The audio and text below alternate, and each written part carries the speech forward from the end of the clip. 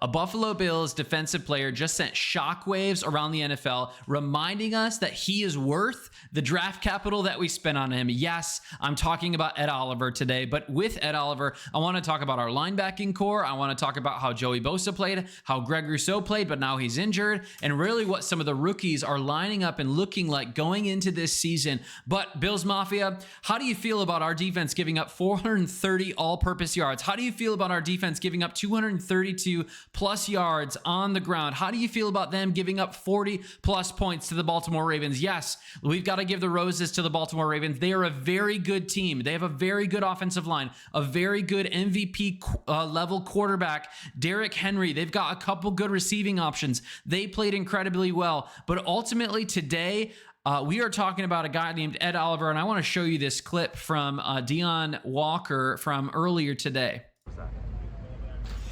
I don't think I had a game like that ever, even at Kentucky. But you know, he's a great vet. You know, him and Daquan. It did get to a point we on the sideline, and TJ was about to go in. It was like, and walked in, and now I see why. I see why. But yeah, you know, he's a great player. He has taught me a lot ever since I've been here, or ever since I got here. You know, and I'm just trying to absorb all of it in. You know, first and foremost, you love to see Deion Walker being discipled, coached, you know, encouraged by a guy like Ed Oliver, who Deion Walker really should be an ascending talent, ascending rookie for our squad, making a big difference later on in the year. But for right now, we see, you know, we heard from Deion's mouth that TJ Sanders was about to go in. Ed Oliver kind of gave him the nope, don't go in. I'm about to go in. And just like that, from that play, from that drive, Ed Oliver goes in. He makes the big tackle. He causes the fumble. The game is turned over, and we, of course, walk away with the win. Today, we're going to get into some more of our defensive play, specifically the front seven, so stick around for that. But even so, if you have not liked or subscribed, like this video, I'd appreciate it. It sends this video out to more and more people in the algorithm. But further, if you have not joined our community, if you're not commenting and letting me know your takes, please do so.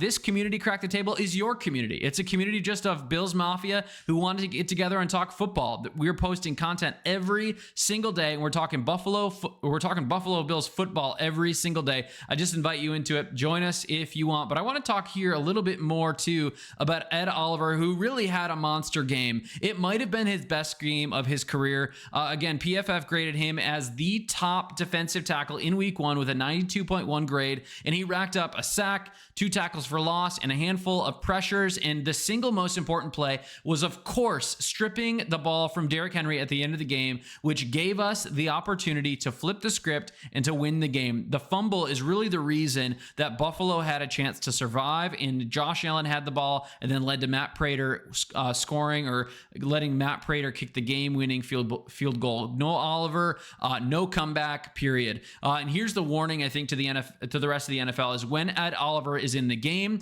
Buffalo doesn't just have a run stuffer in the middle, one tech, a 3 tech. They have a game wrecker who can get after the quarterback and who can grab the ball and strip the ball even out of a guy's hands, like Derrick Henry. Even when Derrick Henry is having a great game, even when Derrick Henry is playing at an elite level, right? It doesn't matter, because Ed Oliver can still make plays when it matters most. Ed Oliver probably, again, put the best game of his career on tape on Sunday. And he might continue to do that in this Bills defense going through this year at an elite level. We would love to see that. I think we've been a little bit underwhelmed. You know, we drafted him top 10 overall a couple of years ago, and especially considering how good the Ravens offensive line is, how good Derrick Henry is, how good Lamar Jackson was. This is incredible to see that even late in the game, he was gritty. He wanted to get back in the game, and he wanted to show us what he had. But hey, I want to talk a little bit now here about a guy by the name of Joey Bosa. And right next to Joey Bosa, or right next to Ed Oliver, was this guy, and he kind of made his presence known. He had 1 sack.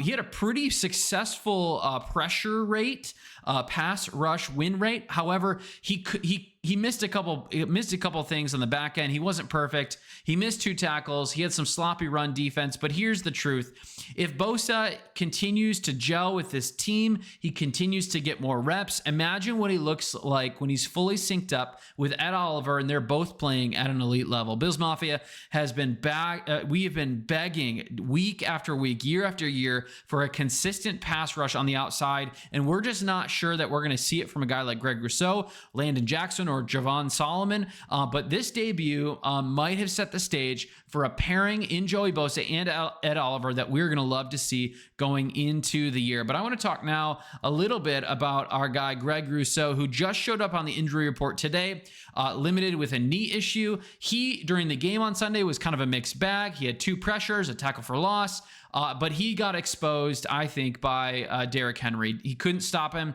He couldn't get his hands around him, and that's really the problem with him.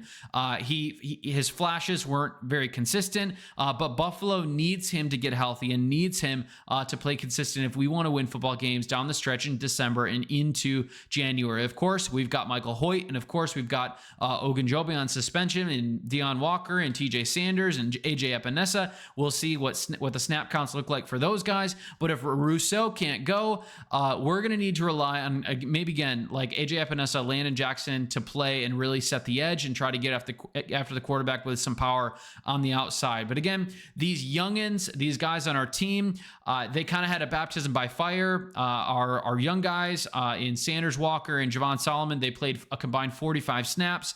They didn't dominate. No one expected them to. They didn't play like Dorian Strong did, where they only had let the team have really one big play. They were gashed here and there. It didn't look good, but every rep is really just down payment for Buffalo's future, right? It's just a down payment and an investment to us playing better down the stretch, which is really what matters, right? So this defense isn't just vets. It's got some young players, and the rookies are being thrown into the fire now so that later on in the season they can play well. Again, I've already mentioned this with Hoyt and Ogunjobi. They're going to be back later in this season. We need our rookies to get a lot of reps right now so that there's some balance and there's some maybe consistency if we can see from them and some growth. But the bad news from this game really comes back down to our linebacking core, which is down here. And Dorian Williams didn't do well. Terrell Bernard didn't do well. Matt Milano was probably the only bright spot where he held Mark Andrews to only 1 catch for 5 yards. Otherwise, our defensive linebacking core was not good.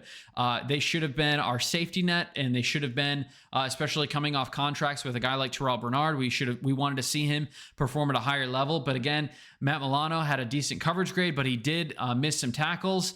And honestly, Bills Mafia, that might have me more concerned than the safety room, because if our linebacking core can't keep players in front of them, the run games against us might dictate the games, which ultimately again opens up play for our corners who are currently injured to get picked apart. Thankfully, again, like thankfully, a guy like Lamar Jackson didn't pick us apart late into the game as much as we thought he would have. We got after the quarterback a little bit and caused some big turnovers, but we really need our linebacking core, who should be good, who should be strong. I've talked about it before. We only kept 5 on the roster. I've had some people say that they want to see Jimmy Charlo in the game over Joe Andreessen. We'll see if that happens. I don't know. I really want to see, a lot of you guys really wanted a guy like Jabril Peppers to shore up our safety room, but he's going to sign with the Steelers. I'm not really sure there's any moves that we can make in our safety core or a linebacking core right now. We might be a little bit lost until they can kind of figure things out. Milano should be fine. Terrell Bernard should be fine, but he did not show it on Sunday. Was it just because of the matchup? Was it just because of the way that Todd Monken schemes up the Ravens offense? I think on Sunday when we play the Jets, there's going to be some matchup questions that we're going to have to ultimately get some perspective from and see what can happen. But the Bills defense in quarter 1, 2, and 3, they did not play well. It was pretty terrible. It was lackluster, but the fourth quarter defense was decent. They held the Ravens to 6 points. and they made some turnover. They caused the turnover. And I said this before the game, and we even saw this last year. If we were going to win the game, we had to win the turnover battle, and we did. It landed in our favor again, and that's a great thing. But Bills Mafia, what are you most concerned right now about our defense? Is it our linebackers? Is it our run stopping from the front, really from our edges and our defensive linemen? Or is it still our safeties? What do you think? But again, in all of that, if you have not joined our community, make sure to hit the like, subscribe. Every single day, dropping new Bills content. Would love to have you join us. Would love to have a conversation with you, get to know you. Have a good day. Peace out.